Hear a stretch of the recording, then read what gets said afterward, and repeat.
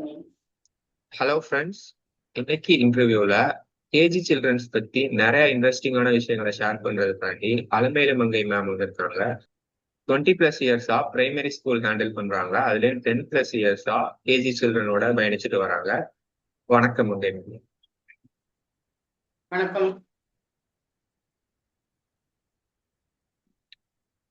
KG சில்ட்ரன்னா யாரு, அவங்களோட நீங்க பயணப்பட்டதுல இன்ட்ரெஸ்டிங்கான ஃபேக்ட்ஸ் அண்ட் சேலஞ்சிங்கான விஷயங்கள்லாம் என்னன்னு சொல்லுங்க மங்கை. ஏஜ் சில்ட்ரன்னாலே ம் 3 to 5 இயர்ஸ். ம் ம் பொதுவாவே அவங்க கியூட்டா இருப்பாங்க. ம் ம் ட்ரெஸ்ஸிங் சென்ஸ் வந்து நம்மள ரொம்ப இம்ப்ரெஸ் பண்றதா இருக்கும். ம் ம் ம் நம்ம கொஞ்சம் அவங்கள்ட்ட பக்கத்துல போயிட்டாலே பிள்ளைங்க, அதாவது ம் அவங்க மனச டச் பண்ற மாரி நம்ம பிஹேவ் ம் பண்ணாலே அவங்க என்ன ம் பண்ணுவாங்கன்னா, நம்மள சுத்தி சுத்தி வர ஆரம்பிச்சுருவாங்க. ம் எப்ப பார்த்தாலும் மேம் மேம் பக்கத்துலயே வருவாங்க. ம் ம் நம்ம ம் பிள்ளைங்கள கம்பேர் பண்ணி அவங்க பிளேஸ்ல போய் உட்கார வைப்போம். இந்த ம் மாரி உள்ள எங்களோட அந்த பயணத்துல பார்க்கும்போது, நெறைய இன்ட்ரஸ்டிங்கான ம் ஃபேக்டர்ஸ்லாம் நடக்கும். ம் ம் எக்ஸாம்பிள் பார்க்கும்போது, பிள்ளைங்க நம்மளுக்கு ஏதாவது கொண்டு வர்றது, ம் ஒரு பூ கொண்டு வருவாங்க, ஒரு லட்டு கொண்டு வருவாங்க, ஏதாவது ஒரு ஸ்வீட் கொண்டு வந்து, மேம் எங்க அம்மா ம் தான் குடுக்க சொன்னாங்கன்னு சொல்லுவாங்க. ம் அத சில இத வாங்குவோம், சில இத இல்லடா செல்லம் நீயே வச்சுக்கோன்னு சொல்லிருவோம். ம் அப்போ நம்ம பேரண்ட்ட கேட்கும்போது, பேரண்ட் என்ன சொல்லுவாங்கன்னா, "நோ மேம், அவ தான் வேணும்னு சொல்லி உங்களுக்கு தான் குடுக்கணும்னு ரொம்ப ஆசைப்பட்டு கொண்டு வர்றா ம் மேம். அ ம் அக்செப்ட் பண்ணிக்கோங்க" அப்படி சொல்லுவாங்க. அது வந்து நமக்கு இம்ப்ரஷனா இருக்கும். இப்போ ஒரு நாள் நம்ம லீவ் போட்டோம்னு வைங்களேன், மறுநாள் நம்ம ஸ்கூல்ல என்டர் பண்ணும்போது எல்லாம் ஓடி வந்து நம்மள கட்டி பிடிச்சுக்கிடுங்க. மேம் ஏன் மேம் நீங்க இன்னைக்கு வரல? நான் தேடினேன் மேம்.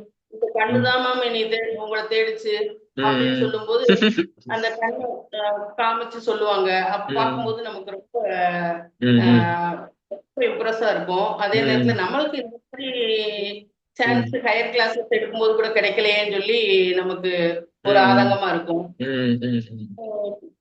இந்த மாதிரி நெறைய விஷயங்கள் நமக்கு வந்து நடக்கும். இந்த பிள்ளைங்க லஞ்ச் டயத்துல மேம் கொஞ்சம் டேஸ்ட் பண்ணி பாருங்க அப்படி சொல்லுவாங்க. ஆம், அப்புறம் ஏதாவது ஒரு புதுசா ஒரு பென்சிலோ ஒரு எரேசரோ அம்மா வாங்கி கொடுத்தா கூட மேம் நீங்க ஃபர்ஸ்ட் எனக்கு எழுதிட்டு அப்புறம் எனக்கு கொடுங்க மேம் அப்படின்னு சொல்லுவாங்க. இந்த மாதிரி விஷயங்கள்லாம் பார்க்கும்போது நம்மளுக்கு கடவுள் நமக்கு ஒரு நல்ல இதை கொடுத்துருக்காரு, நமக்கு ஒரு நல்ல பயணத்தை ஏற்படுத்தி கொடுத்துருக்காருன்னு சொல்லி நம்ம தேங்க் பண்ற மாதிரி இருக்கும். சேலஞ்சஸ். சேலஞ்சஸ்ன்னு பார்க்கும்போது ஒவ்வொரு கிளாஸ்க்கும் 1 or 2 சில்ட்ரன் வந்து ஹோம் சிக்கா இருப்பாங்க. எப்பயும் அம்மா ஆஹ் அப்படி சொல்லிட்டே இருப்பாங்க. அம்மாட்ட அம்மாட்ட சொல்லுவாங்க. சில பிள்ளைங்க வித்தியாசமா தாத்தாட்ட போகணும்னு சொல்லுவாங்க. எங்க தாத்தாட்ட கொண்டு போய் விடுங்க. அது வந்து ரொம்ப அஃபெக்ஷனேட்டா இருக்கும். என்னடா எல்லாம் எழுதுவாங்களே இந்த பிள்ளை மட்டும் தாத்தா தாத்தானா, ஏன்னா அந்த அவங்க அந்த அளவுக்கு அவங்கள அந்த கிராண்ட் பேரண்ட் கேர் பண்றாங்கன்றத நாங்க புரிஞ்சுக்கிடுவோம். இந்த மாதிரி ஒரு சில பிள்ளைங்க எல்லாம் பார்த்தா கரெக்டா அந்த ஒரு குறிப்பிட்ட டயத்துல அழுக ஆரம்பிப்பாங்க. இந்த பிள்ளைங்க வந்து நம்ம எந்த மாதிரி கொண்டு போகணும்னா, அவங்களுக்கு நம்ம டைம் ஸ்பெண்ட் பண்ணணும். அவங்க கூட கொஞ்சம் இருக்கணும், ப்ளே பண்ணணும். அவங்களுக்கு எதெல்லாம் பிடிக்குதோ அந்த மாதிரி விஷயங்களை நம்ம கண்டுபிடிச்சு அவங்களோட என்ஜாய் பண்ணோம்னா கொஞ்ச நாள்லே நார்மல் சில்ட்ரன் மாதிரி அவங்களும் மாறிடுவாங்க. அந்த சூப்பர். ஸ்பேஸ நம்ம வந்து கிரியேட் பண்ணணும். கரெக்ட். ரெண்டாவது கொஸ்டின் என்னன்னா, கேஜில சேர்க்கறதுக்கு முன்னாடி பெற்றோர்கள் அந்த குழந்தைய எந்த மாதிரி பக்குவப்படுத்தி கொண்டு வரணும்? அப்படின்னா அந்த ஸ்கூல்ல ஜாயின் பண்ணி நீட்டா போகும் அந்த ஸ்கூலிங் எக்ஸ்பீரியன்ஸ். ஸ்கூலுக்கு வீட்ல வந்து ஒரு எல்டர் கேர்ளோ பாயோ இருந்தா ஒன்றும் ப்ராப்ளமே வராது. அண்ணன் அக்கா டெய்லி ஸ்கூலுக்கு போகும்போது அந்த வேன் வரைக்கும் அவங்க பேரண்டோ அல்லது கிராண்ட் பேரண்டோ கொண்டு வந்து விடும்போது இந்த பிள்ளைங்க நார்மலாவே ஒரு பேக் போட்டு வருங்க, ஒரு லஞ்ச் பேக்கையும் பிடிச்சிட்டு வருங்க. ஆனா வேன்ல மட்டும் ஏத்த மாட்டோம். அவங்களுக்கு டெய்லி பிராக்டிஸ் ஆயிரும். இந்த மாதிரி சில்ட்ரனுக்கு வந்து ஸ்கூலுக்கு வர்றது ஒரு கஷ்டமாவே இருக்காது. ஆனா லோன்லியா இருக்க பிள்ளைங்களுக்கு வந்து அந்த பேரண்ட் இந்த மாதிரி ஆக்டிவிட்டிஸ் கொஞ்சம் சொல்லணும், அந்த வேனை காமிக்கணும், ஸ்கூலுக்கு போகணுன்ற ஒரு ஒரு மோட்டிவ பிள்ளைங்களுக்கு ஏற்படுத்தணும். இதுக்கு வந்து பேரண்ட் தான் ரோல் மாடல். பேரண்ட் தான் ம், டெய்லி அந்த பிள்ளைங்க முன்னாடி புக் எடுத்து வச்சு படிக்கணும்டா, அதுக்கப்புறம் ம், வாங்க ஸ்கூலுக்கு போலாம் அப்படின்னு சொல்லி இந்த ம், மாதிரி பண்ணணும். அப்புறம் ம், பிள்ளைங்களுக்கு வந்து செல்போன்ல அந்த டீச்சர்ஸ காமிக்கலாம், அந்த கிளாஸ் ம், ரூம காமிக்கலாம். ம், அவங்களோட பேரண்ட் கையில தான் எல்லாமே இருக்கு. அவங்க தான் அதை பிளான் ம். பண்ணிக்கணும். அதான் இப்ப கேஜில சேர்த்துடுறாங்க. சேர்த்ததுக்கு அப்புறம் அந்த கொஞ்ச நாள்ல என்னென்ன மாதிரி ம். பிரச்சனைகள்லாம் வருது, அதை எப்படி பெற்றோர்கள் முதலே சரி பண்ணிருக்கலாம்? மேக்சிமம் குழந்தைகளுக்குள்ள பிரச்சனை என்ன, சாப்பிட மாட்டாங்க. ம், ம், ம், ஃபுட் ஹேபிட் வந்து வீட்ல அஹ், சில வீட்ல வந்து சரியில்லாம இருக்கும். அப்படிங்கிறப்ப இங்க ம், ஸ்கூல்ல ரொம்ப சஃபர் பண்ணுவாங்க. ம், சாப்பிடுறதுக்கு எல்லாம் ஊட்டி விட்டு பழகுறதுனால இங்கேயும் எதிர்பார்ப்பாங்க. நாங்க ம், அதுக்காக ஐஎஸ் எல்லாம் வச்சிருக்கோம். இருந்தாலும் வீட்ல ம், வந்து பேரண்ட் அவங்களா எடுத்து ம், சாப்பிடுற மாதிரி பிராக்டிஸ் பண்ணியிருந்தா ரொம்ப நல்லா இருக்கும். ம், ஸ்கூல்ல அவங்களா அவங்களோட திங்ஸ எடுத்து வைக்கிறது, அவங்களா ம், அவங்க ஃபுட்ட அவங்களாவே சாப்பிடுறது, ம். இந்த மாதிரி ஆக்டிவிட்டிஸ் வந்து வீட்லயும் பிராக்டிஸ் பண்ணா நாங்களும் பிராக்டிஸ் கொடுக்கும்போது அவங்களுக்கு வந்து ம். ரொம்ப யூஸ்ஃபுல்லா இருக்கும். இந்த பேரண்ட்ஸ் பண்ற மிஸ்டேக்ஸ் அப்படின்னு நீங்க ஏதாவது ஸ்பெசிபிக்கான விஷயங்களை நீங்க பாக்குறீங்களா? இந்த கேஜி சில்ட்ரனை வளர்க்கறதுல பேரண்ட்ஸ் பண்ற மிஸ்டேக். பேரண்ட் பண்ற மிஸ்டேக்னு சொல்ல முடியாது. அவங்களோட சுச்சுவேஷன் கூட சொல்லலாம். டாடி மம்மி ரெண்டு பேருமே வேலைக்கு போறதுனால பிள்ளைங்களை ஹேண்டில் பண்றதுல வந்து கொஞ்சம் டிஃபிகல்டிஸ் இருக்கும். எந்த மாதிரினா அவங்க வந்து காலைல கிளம்பி போறதுக்கு முன்னாடி பிள்ளைங்களுக்கு கண்டிப்பா சாப்பாடு கொடுக்கணும். அப்போ வந்து அவங்க செல்போனை இன்ட்ரடியூஸ் பண்ணிடுறாங்க. கொடுத்து இதை பார்த்துட்டே சாப்பிட்டுட்டா செல்லும் அப்படி சொல்ற போது அந்த பிள்ளைங்க அதுக்கே அடிக்ட் ஆயிடுறாங்க. மார்னிங்ல இருந்து மிட் நைட் வரை கூட அந்த செல்போன் வந்து பிள்ளைங்க கையில இருந்து வாங்க முடியாத சூழ்நிலையில இப்ப ஒரு கவலைக்கிடமா இருக்கு. இது பேரண்ட்ஸ் தங்களோட டைம் பிள்ளைங்களோட ஷேர் பண்ணி பிள்ளைங்களை கேர் பண்ணா மட்டும்தான் இதுல இருந்து பிள்ளைங்க மீண்டு வர முடியும். ஓகே, இப்போ மொபைல் போன் அடிக்ஷன் ரொம்ப சில்ட்ரன் மத்தியில காமன் ஆயிடுச்சு சொல்றீங்க. அதனால என்னென்ன மாதிரி விளைவுகள்லாம் ஏற்படுது? அந்த அட்டென்ஷன் ஸ்பேன் ஏதாவது பாதிக்குதா, இல்ல என்னென்ன மாதிரி விளைவுகள் அதனால ஏற்படுது? ஃபர்ஸ்ட் வந்து சைக்காலஜிக்கலா அந்த பிள்ளைங்க ம், ம், பாதிக்கப்படுறாங்க. ம், அப்புறம் ம், ஐசைட் வந்து ரொம்ப அஃபெக்ட் ம், ஆயிருது.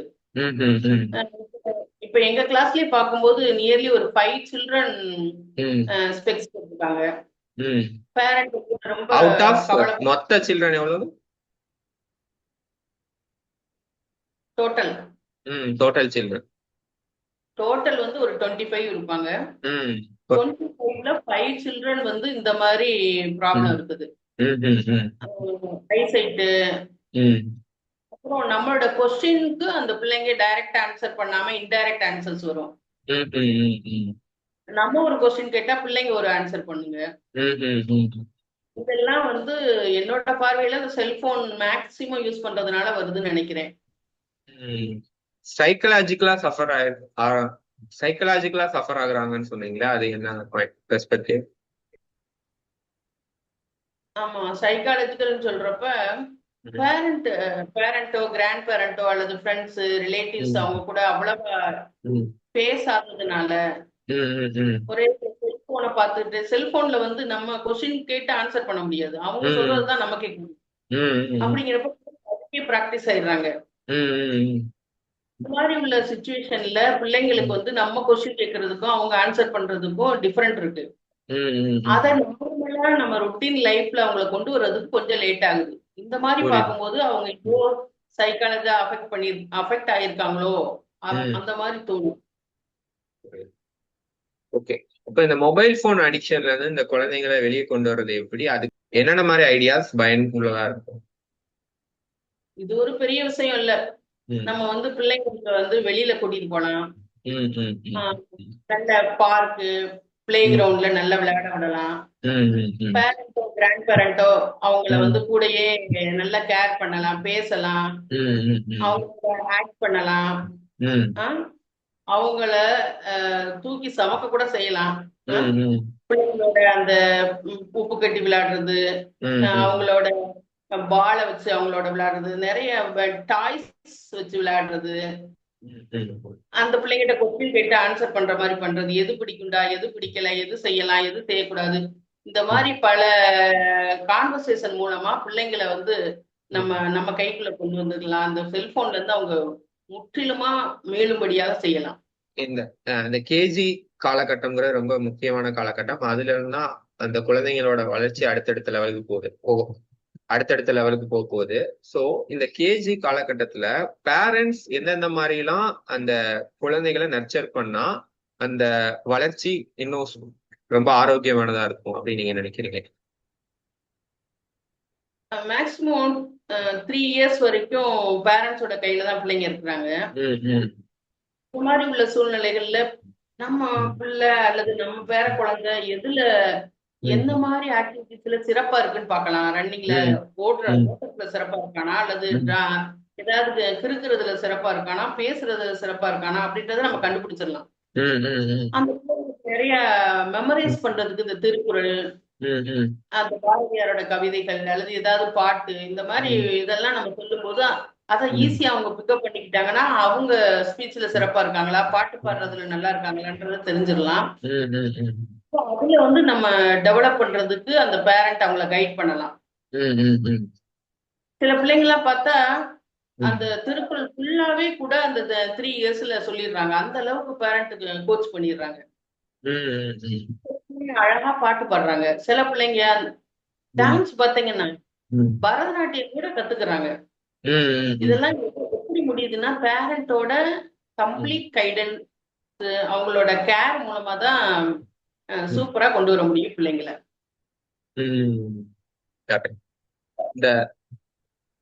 இந்த நர்ச்சரிங் விஷயத்துல பெற்றோர்கள் பண்ற பெரிய தப்புனா என்ன சொல்லுவீங்க?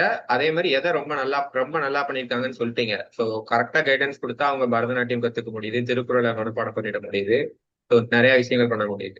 அந்த மாதிரி நர்ச்சரிங்ல என்ன மிஸ்டேக்ஸ் பண்ணிடுறாங்க நீங்க நினைக்கிறீங்க? பேரண்ட்ஸ் வந்து எல்லா பேரண்ட்ஸும் நம்ம பிள்ளைங்களை சிறப்பா கொண்டு வரணும் தான் நினைப்பாங்க. அவங்களோட பிள்ளைங்களுக்கு வந்து பிள்ளைங்களை மற்ற பிள்ளைங்களோட பழக விடாம வீட்டுக்குள்ளே, ஏன்னா வெளியில போனா விழுந்துருவானோ, வெளியில போனா யாராவது கூட்டிட்டு போயிருவாங்களோ, அந்த திங்க் பண்றதுனால பிள்ளைங்களை வீட்டுக்குள்ளே அடைச்சு வச்சிடுறாங்க.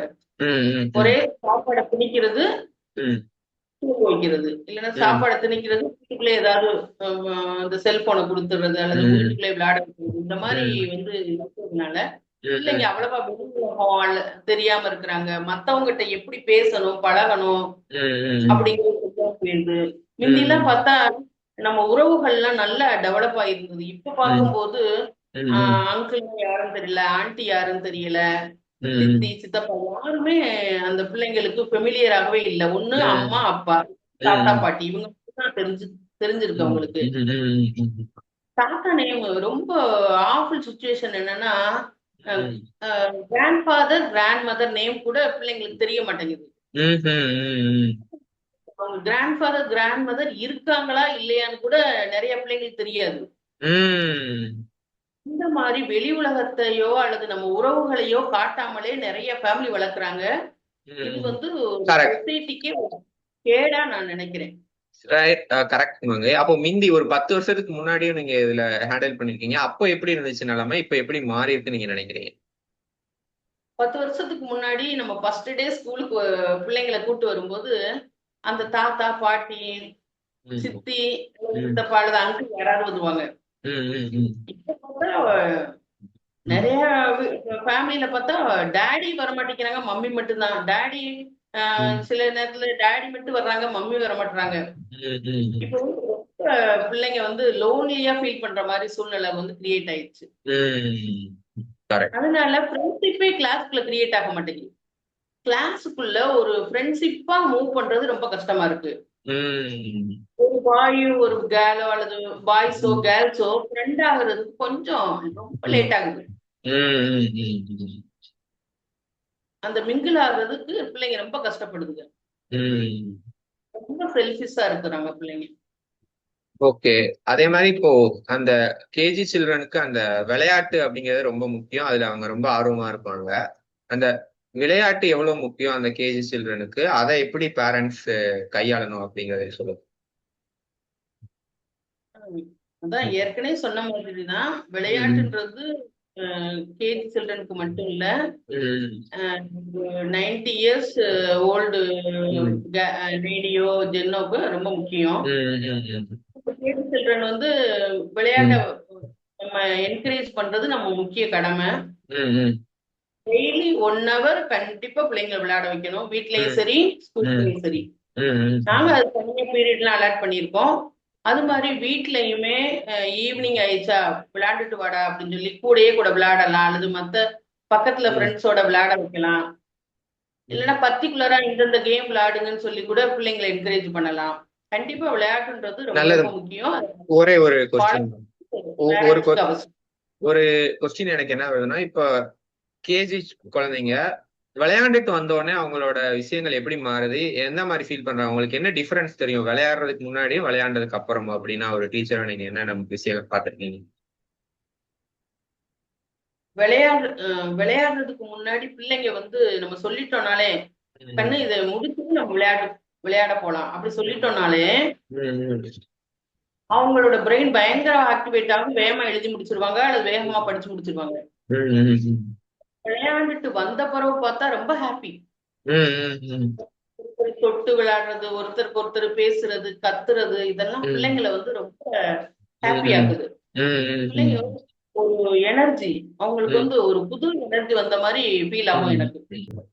ஓகே மேங்க, நம்ம கடைசியா இந்த குழந்தைகள்கிட்ட உள்ள கிரியேட்டிவிட்டி பத்தி பேசணும். சோ ஒரு கிண்டர் கார்டன் டீச்சரா நீங்க என்னென்ன மாதிரி இன்ட்ரெஸ்டிங்கான கிரியேட்டிவான விஷயம் இந்த குழந்தைகள்கிட்ட பார்த்திருக்கீங்க அப்படிங்கறத பத்தி சொல்லுங்க. ஓகே, அதான் கிரியேட்டிவ் வந்து நம்ம ரிட்டன் ஓரல் எதுலயுமே அவன் கிரியேட்டிவா பண்ணுவான்.